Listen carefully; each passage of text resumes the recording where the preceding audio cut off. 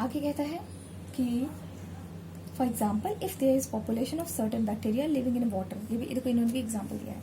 कह रहे हैं सपोज एक एग्जाम्पल है जिसमें कि एक पॉपुलेशन में बहुत सारे बैक्टीरिया रहते हैं, वाटर लिया है उसमें बहुत सारे बैक्टीरिया रहते हैं, ठीक है, विच इज नाइदर हॉट और कोल्ड। क्या है? If there is population of certain bacteria living in water which is neither hot और cold is the temperature of. देखो एक ऐसे वाटर कंडीशन में रहते हैं जहाँ का पानी ना ही बहुत ज़्यादा ठंडा है और ना ही बहुत ज़्यादा गर्म है, ठीक है, मतलब ठंडा भी नहीं है गर्म भी नहीं है, एवरेज टेम्परेचर है। If the temperature of water increases suddenly, अगर टेम्परेचर वाटर का थोड़ा थोड़ा करके सडनली उसको बढ़ा दिया जाए, अचानक बढ़ा दिया जाए, तो क्या हो जाएगा? Then most of the bacteria living in that water would die. बात को समझो, अगर अचानक हम टेम्परेचर बढ़ा देंगे तो बहुत सारे बैक्टीरिया उसमें ऐसे होंगे कि वो मर जाएंगे, पॉसिबल है ना। But some bacteria which are resistant to heat would be able to survive, मगर कुछ बैक्टीरिया जो हीट को बर्दाश्त कर पाएंगे, समझ पाएंगे, या कह सकते हैं कि अपने आप को इस तरह से, जिनमें ये कैपेसिटी होगी, क्योंकि कैपेसिटी किसमें क्या है ये हमने ये सिचुएशन आने पर पता चलता है, ठीक है, तो जिन पे ये कैपेसिटी होगी कि वो उस कंडीशन में सर्वाइव कर सकते हैं, वही सिर्फ आगे आने वाली पॉपुलेशन अपनी पॉपुलेशन बैक्टीरिया की क्या करेंगे, कंटिन्यू करेंगे। और ये क्यों कर पा रहे हैं? क्योंकि छोटा सा वेरिएशन है, ठीक है। अगर ये वेरिएशन नहीं होता, जैसे यहाँ पे छोटा सा वेरिएशन नहीं होता, तो आगे पॉपुलेशन कंटिन्यू नहीं होती, ठीक है। अब ध्यान दो, कहना ये चाह रहे हैं जैसे आप ही लोग हैं, अगर आपके सामने एक बहुत मुश्किल सा कंडीशन रख दी जाए कि नहीं, अब आप लोग बिल्कुल पढ़ाई नहीं करेंगे, अब आप लोग क्या करेंगे, जैसे पुराने ज़माने में था, अब आप स्लेव बनेंगे, है ना, आपको स्लेव बनाया जाता है। बट उसमें भी कुछ लोग क्या होंगे, वो क्या करेंगे, ठीक है, कुछ लोग टूट जाएंगे कि अरे हमसे तो ये काम कराया जा रहा है और ये तो हमें करना ही नहीं था। लेकिन जब आपसे कोई काम ज़बरदस्ती कराया जा रहा है, ठीक है, लेकिन आपके अंदर एक हिडन पोटेंशियल है, आपके अंदर एक हिडन पोटेंशियल होता है, वो तभी एडवर्स कंडीशन में निकल के आता है, ठीक है। और वो इसलिए निकलता है ताकि आप अपने आप को क्या रखें, आप अपने आप को लाइव रखें और उसको क्या करें, अपने आप और अपनी स्पीशीज़ को, अपनी सोच को कंटिन्यू बना के रखें। सपोज कभी कभी ऐसा होता है, टीचर क्लास में पूछता है, अच्छा बताओ ये कंडीशन है, सारे दरवाजे बंद हैं, कैसे निकलेंगे? फिर एक अजीब सा आंसर निकल के आता है। वो क्यों आता है? क्योंकि किसी की थिंकिंग अलग है, ठीक है, ब्रेन वही है, थिंकिंग अलग है, वैसी चीज़ें हैं।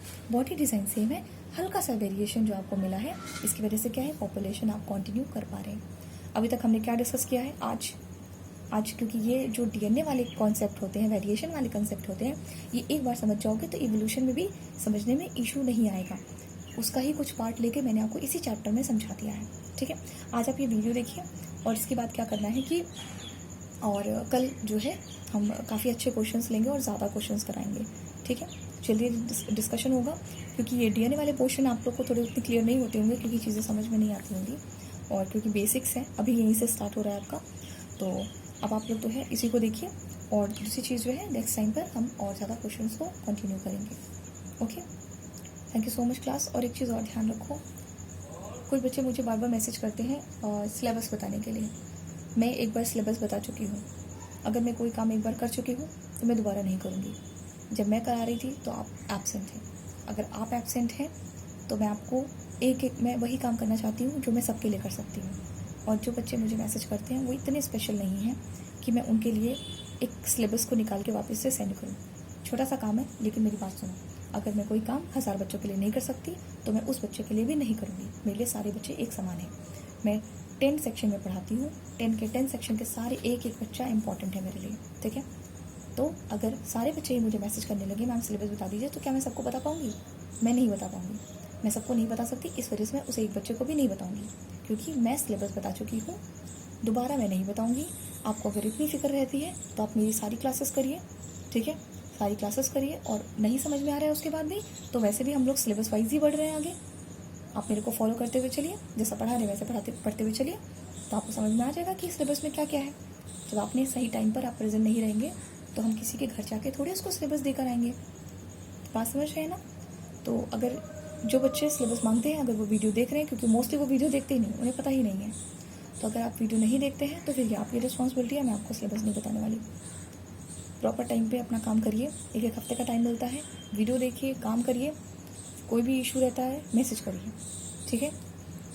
कुछ के मैसेज का रिप्लाई नहीं हो पाता है। मैंने एक बच्चे को बोला भी कि उसका एक्सप्लेनेशन मैसेज में पॉसिबल नहीं। अब सपोज यही एक्सप्लेनेशन थी, क्या ये मैसेज में पॉसिबल थी, क्या आप समझ पाते? इस वजह से मैंने बेटा नेक्स्ट टाइम पे क्लास कंटिन्यू करते हैं। Okay, thank you so much class.